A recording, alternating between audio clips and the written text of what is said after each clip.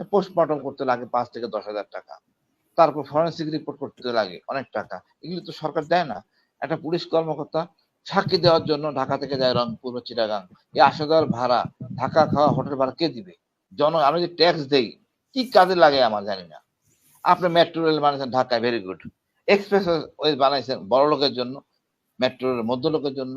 এই যে রংপুর, দিনাজপুর, পঞ্চগড় এলাকার লোকরা চাঁদা দিচ্ছে, এরা কি সুবিধা পাচ্ছে? নৌকা চৌগাছা সেনাবাহিনী ওখানেই থাকবে, যশোর ক্যান্টনমেন্টে। টাকা দিয়ে আপনি কখনোই সিলেটে যুদ্ধ করতে পারবেন না। এখনো বহু জেনারেল বলবো, মেয়ে অসুস্থ, সে নিজে অসুস্থ হয়ে যায়, বউ অসুস্থ, সে নিজে অসুস্থ। এই তো যুদ্ধের সময় হবেই, কোনো যুদ্ধ করতে পারবে না। অনেক কিছু আছে। তা আমাদের যে বর্তমান যে উপদেষ্টা হয়েছেন, উনি খুব ভালো মানুষ, সহজ সরল মানুষ।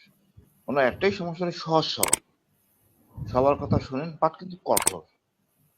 সহজ সরল এবং সবার কথা উনি শুনবেন। ওনার মধ্যে অহংকার ভাব এই ধরনের কিছু নাই। আমি তাকে পার্সোনালি কথা বলতাম খুব, মানে আমি কি বলবো, যে বড় ভাই যে ছোট ভাইকে আগলে রাখে সেরকম। বাট বিডিআর তো এই হোম মিনিস্ট্রির উপর করাপ্টেড জায়গা। এমন কোন পুলিশ নাই গত 16 বছরে ঢুকছে যে 2-3 লাখ টাকা ঘুষ না দিয়ে ঢুকছে। এই আগে ঘুষওয়ালা লোকের সাথে স্বরাষ্ট্রমন্ত্রী যে কাজ করা। ঘুষ কোটি কোটি টাকা ঘুষ নেওয়ার একটা অভিযোগ এসেছে, নিশ্চয়ই না, দেখেছেন। সে অভিযোগ বলতেছে না, প্রত্যেকটা পুলিশ সেক্টরে যারা এই 16 বছরে প্রবেশ করেছে, এমন যত আওয়ামী লীগের সার্টিফিকেট নিছে, সুপারিশ নিছে, তারপরও ঘুষ দিতে হয়েছে। এই ঘুষ না উঠালে তো পুলিশের তো আর দেনা শোধ হবে না। এখন এই সংস্কার অনেক কঠিন জিনিস। আমি মনে করি স্যার উচিত একজন ভালো একজন এক্স পুলিশ অফিসার সাহায্য সাথে নেওয়া, পুলিশেরই লোক, যাতে তাদের বিতর্ক না থাকে। পুলিশে অনেক হ্যাডম, আর্মি লোক আমাদেরকে চালাচ্ছে, মানতে চায় না কথা। এই জায়গায় আমার মনে হয় একজন সহকারী হিসেবে পুলিশের একজন নিলে তার ভালো হবে। আর আমি মনে করি কি, হাসিনা আপা সেনাভাবে মানবেন, আমাদের পুলিশের এমন পরিবেশ সৃষ্টি করে দেওয়া যেন তার ঘুষ খেতে না হয়। আজকে যে পুলিশ আছে আমার পল্লবী থানা, যে অপকর্ম এখানে তারা করছে, যা গোলাগুলি করছে আমাদের ইসিবি চত্বর 12 নম্বরে, এ আমার সামনে কেমনে আসবে? তো মানায় না। আমরাও তাকে মানতে চাইবো না, সেও আমাদের গ্রহণ করবে না। আমি মনে করি প্রতিটা পুলিশ কর্মকর্তা, সিপাহী থেকে হোক, সাব ইন্সপেক্টর পর্যন্ত, যে যে জেলা থেকে মেট্রিক পাস করে এসএসসি, সেই এলাকায় চলে যাক।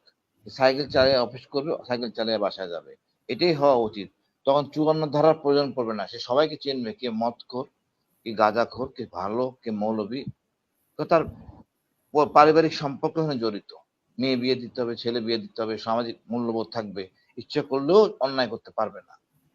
তো এটাই সব দেশে হয়। এখন আপনি যে গোপালগঞ্জের লোক বা ফরিদপুর বা আপনার ফেনীর লোক নিয়ে ঢাকায় নিয়ে আসেন, ঠিক তখনই তাকে হাই রেজ বিল্ডিং আমি কিভাবে একটা অ্যাপার্টমেন্ট কিনবো, তাকে তার জায়গায় চলে যেতে হবে। ওখানে বসে অফিস করলে, কাজ করলে তার সমস্যাটা হবে না। আর এই ভুল বুঝাবুঝি চলে যাবে, আমরা চিরতরে পুলিশের থেকে মুক্ত হব। আসলে এই পুলিশ আমাদের কোনো কাজে লাগে না। আমি আর কি বলবো, মানে পুলিশের যদি রাজনৈতিক হাতে এসে ব্যবহার করে সরকার, সুতরাং আমার কি কাজ করবে? সে ব্যস্ত, সে টাকা উঠাবে। তো অনেক কাজ পুলিশ তার নিজে পয়সা দিয়ে করতে হয়, আর পয়সা দিয়ে করতে হয় বলে সেই সহজ সরল ভাবে সে মন্ত্রী এমপির সাথে যোগাযোগ করে, অনৈতিক সুবিধা নেয়, টাকা পয়সা নেয়। পোস্টমর্টম করতে লাগে 5 থেকে 10 হাজার টাকা, তারপর ফরেন্সিক রিপোর্ট করতে লাগে অনেক টাকা। এগুলো তো সরকার দেয় না। একটা পুলিশ কর্মকর্তা সাক্ষী দেওয়ার জন্য ঢাকা থেকে যায় রংপুর বা চিটাগাং, এই আসা যাওয়ার ভাড়া, থাকা খাওয়া হোটেল ভাড়া কে দিবে? সেই টিএ দিয়ে পুলিশ কখনো পায় না। তা আলটিমেটলি মামলা টিকে না। আমাদের বিচার ব্যবস্থা পুলিশের সাথে জড়িত। ধরতে গেলে পুরোটাই পুলিশ আর বিচার ব্যবস্থা, দুটাকে ধরতে হবে। এবং এই জন্য আমি মনে করি পুলিশ তার নিজ জেলায় প্রবেশ করবে, ওই জেলায় সে রিটায়ারমেন্টে যাবে। হুম এটা করলে এটাতে গেলে পুলিশের আর পুলিশ কিন্তু ওনার তো অনেকগুলো চ্যালেঞ্জ, যেমন আয়না ঘরের সমস্যা সমাধান করা, বিডিআর হত্যার না রহস্য না, বের করা। আয়নাগরের সমস্যা সমাধান করার জন্য আসলে সন্তোষ প্রথমে চাইলে আমরা বিডিআর কিছু বিডিআর স্পেশাল হত্যাটা অফিসার যারা ওনাকে আছি, আমরা কিছু অফিসার, এরকম সমস্যা না, আয়নাঘরটা ধরে ফেলবো। ওই সাক্ষী দেওয়ার জন্য অপরাধী কে ওসি ছিল, কে আইও ছিল, ডিউটি অফিসার কে ছিল, নিয়ে আসা যাবে। সমস্যাটা হলো আপনাকে পুলিশটাকে ভালো করতে হবে, যে জনগণ সত্যিকারের সেবা পায়। এই জন্য তার নিজ নিজ জেলায় চলে যাবে। তাকে আপনি কেন ঢাকা শহরে কষ্ট করে রাখবেন? এখন যেখানে কমতি আছে, এই ইয়াং স্টুডেন্ট 15 বছরের জন্য, 16 বছরের জন্য, অথবা 4 ঘন্টা জব করবে, কোনো সমস্যা নাই। যে এমন কিছু কাজ করে আপনি বলেন আমার কি সুবিধা পুলিশ আমাদের দেয় হ্যারাসমেন্ট ছাড়া? আমি তো পাই না। রাজনৈতিকভাবে যদি সে মোটিভেটেড হয়ে যায়, তাহলে তো আর তাকে আপনি সেবা হবে না। তো রাজনৈতিক দল যদি পুলিশকে ব্যবহার করে তাহলে রাজনৈতিক দল পুলিশকে ব্যবহার করবে, রাজনৈতিক দল জিআরএ ব্যবহার করবে, সমগ্র গোয়েন্দা ব্যবহার করবে, তবে জনগণ কি কাজ করবে? আমি কিছু বুঝি না। আমি যে ট্যাক্স দেই কি কাজে লাগে আমার জানি না। আপনি মেট্রো রেল বানাইছেন ঢাকায়, ভেরি গুড। এক্সপ্রেস ওয়ে বানাইছেন বড় লোকের জন্য, মেট্রো রেল মধ্য লোকের জন্য। এই যে রংপুর, দিনাজপুর, পঞ্চগড় এলাকার লোকের চাঁদা দিচ্ছে, এরা কি সুবিধা পাচ্ছে? আপনার উন্নয়ন হবে সমগ্র বাংলাদেশের জন্য, সেটা হওয়া উচিত।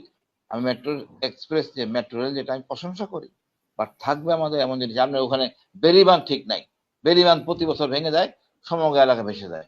আরে বাবা, এই এই এমপি গুলি কি করে? কোন এমপির ভবিষ্যতে তাদের ফ্রি গাড়ি আনা, ট্যাক্স ফ্রি গাড়ি বন্ধ, রাজকের জমি বন্ধ, এই দুইটা বন্ধ করে দিই, সুবিধা বন্ধ করে দিই, একদম সহজ। ঠিক আছে, এমপি এর সোজা হবে, পুলিশ সোজা হবে, বিচার ব্যবস্থাকে করার জন্য সময় লাগবে, অন্যদিন দিবেন ইনশাল্লাহ বলতে পারবো। আমি ক্ষতিগ্রস্ত, আমি র্যাবে কাজ করলাম, জেএমবি দমন করলাম, আমাকে যেতে হবে কুমিল্লায় সাক্ষী দিতে।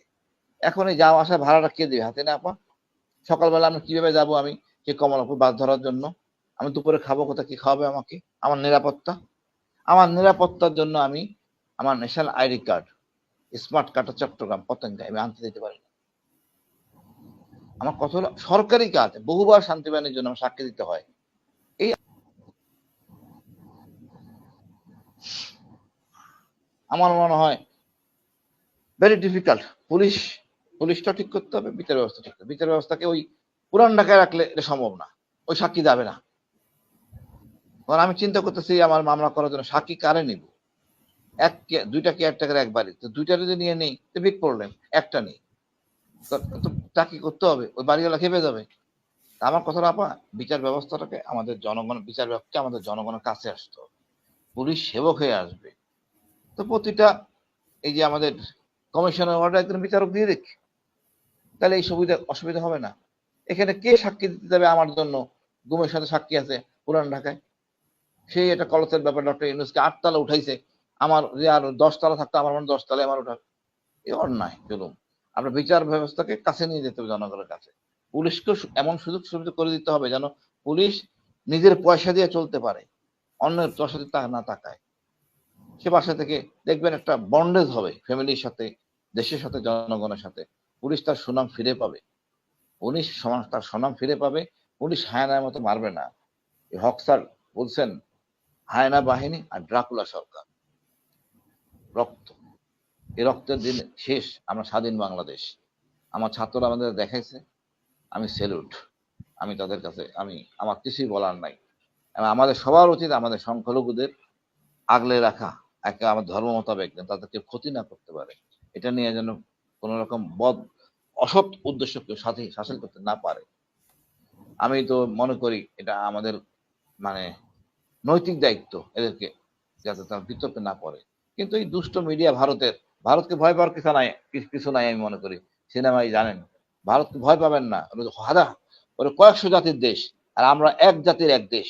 অল্প কিছু মাইনরিটিজ আছে, সম্মানের সাথে আছে, এবার এটা আমাদের অলংকার। বাকি বেসিক্যালি আমরা বাঙালি, বাংলাদেশে এক দেশ, এক জাতি, এক ভাষা, এত বড় শক্তি, যেটা সিনেমাই বললেন যে 200 ইসরায়েলের মতো, কারণ ওই একটাই, আমরা এক জাতি, এক এক দেশ। ওই পরোটা খাবে, সবাই পরোটা খাবে, নো ভেজিটেরিয়ান, এগিয়ান, কি কি আজে বাজে নন। আমাদের তো এই যে সুবিধা আমাদের আছে, আমাদের কালচারাল বন্ডেজ পৃথিবীর সেরা বন্ডেজ আমাদের। ইভেন আমাদের ফ্যামিলি বন্ডেজকে মিলেই আমাদেরকে সকল কিছু তৈরি করতে হবে। আপনি ওই শুধু ওই পুলিশটাকে দিলে হবে না হাসিনা আপা, মানে সেনাবাহিনীকে বানাইতে হবে ওইভাবে। সাতক্ষীরা পুলিশ বা ওই নোয়াপাড়া চৌগাছার পুলিশ, চৌগাছার সেনাবাহিনী ওখানেই থাকবে, যশোর ক্যান্টনমেন্টে। টাকা দিয়ে আপনি কখনোই সিলেটে যুদ্ধ করতে পারবেন না। এখনো বহু জেনারেল বলবো, মেয়ে অসুস্থ সে নিজে অসুস্থ হয়ে যায়, বউ অসুস্থ সে নিজে অসুস্থ, এই তো যুদ্ধের সময় হবেই, কোনো যুদ্ধ করতে পারবে না। যেখানে সে যুদ্ধ করতে পারবে, কারণ এটা কালচারাল ব্যাপার, অন্য দেশে সেটা নাই। আপনি কিছু মনে করবেন না, বিদেশে মিলিটারি পুলিশ চেক করে আপনার হাতে, মানে আপনি ব্রথলে যাবেন, এই প্রসঙ্গটা তুলছেন একজন, যে কিন্তু তার আপনার সেই মানে আপনার কি আর কি শব্দ বলবো, মানে সাথে রাখতে হবে, এটা পুলিশ চেক করে। কিন্তু সেটা আপনি আমার দেশে চলে না। আমার মেয়ে কোনো খারাপ জিনিস জেনে যাক আমার বাবা সম্বন্ধে, এটা আমি চাইবো না। আর এটাই ব্ল্যাকমেল করে হানি ট্র্যাপ ইন্ডিয়া। আমাদেরকে একটু এই কালচারটাকে ধরে আমাদেরকে দেশটাকে সাজাইতে হবে, শুধু এই পুলিশ না, সেনাবাহিনীকে সাজাইতে হবে। সেনাবাহিনী যদি তার নিজের গরুটাকে বাসায় নিয়ে আসে, ধানটা বাসায় কেটে নিয়ে আসে, এটাই আমার সার্বভৌমত্ব। আমি চ্যালেঞ্জ করে দিতে পারি, পৃথিবীর পশ্চিমবঙ্গ আমাদের সাথে ঝগড়া করবে না, মারামারি করবে না, আমরা এক এক ভাষাভাষী, কোনো শক্তি আমাদেরকে হারাতে পারবে না ইনশাল্লাহ। আর ওই মায়ানমার তো আমার চাকরি করা কিছুই করতে পারবে না। আমরা কারণ ছাড়া ভয় করি ভারতীয়দের। ভারতীয়দের একটা মানে কি বলবো, কিছু এত মিডিয়ায় বলা যায় না, নাহলে বলতাম। আমি আমার নিজ চোখে দেখা তো, আমি বলবো যে ভয় পাবেন না। আমরা অনেক সাহসী, অনেক গর্বের দেশ। আমরা নিজের সম্বন্ধে জানতাম না, মিশন করব বুঝেছি আসলে আমরা কতখানি, আমাদের বন্ডেজ কতখানি, ফ্যামিলি কতখানি, আমাদের মূল্যবোধ কতখানি। অনেকে হুজুরদের অনেক ধারণা আছে নবীর সুন্নত এই সেই। আরে বাবা, যখন বলি বড় সুন্নত পালন করো, তোমার মেয়েকে, বাচ্চাকে তুমি কাদের মেয়ে দুধ খাও, তা তো খাওয়াবো না, বড় সুন্নত। আমাদের মারা তার বাচ্চাকে সবকিছু পেশার, মা বাবার মাঝখানে বাচ্চা বড় হয়, মা বাবাকে দেখায়, বাচ্চাকে দেখাইতে হয় না তার মা বাবা কোনটা, বাচ্চা নিজে চিনে। আমাদের কোন পুরুষ দ্বিতীয় বিবাহ মানে কিছু থাকবেই, দ্বিতীয় বিয়ের আগে চিন্তা করে বা অনৈতিক কাজ করার আগে চিন্তা করে আমার পরিবার যেন না জানে, এই আতঙ্কে ব্যস্ত। তা আমি মনে করি আমরা খুব গর্ব আমাদের ধর্ম, পাশাপাশি আমাদের এই যে সামাজিক মূল্যবোধ। আমার মা ধরবে আমাকে, বাবা ধরবে আমাকে, এই যে মানে আমাদের চেক এন্ড ব্যালেন্স আছে, পৃথিবীর কোনো দেশে নাই।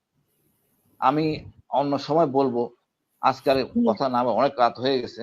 জি। আমি মনে করি আমরা ইনশাল্লাহ ভালো থাকবো, স্বাধীন বাংলাদেশ এনজয় করবো।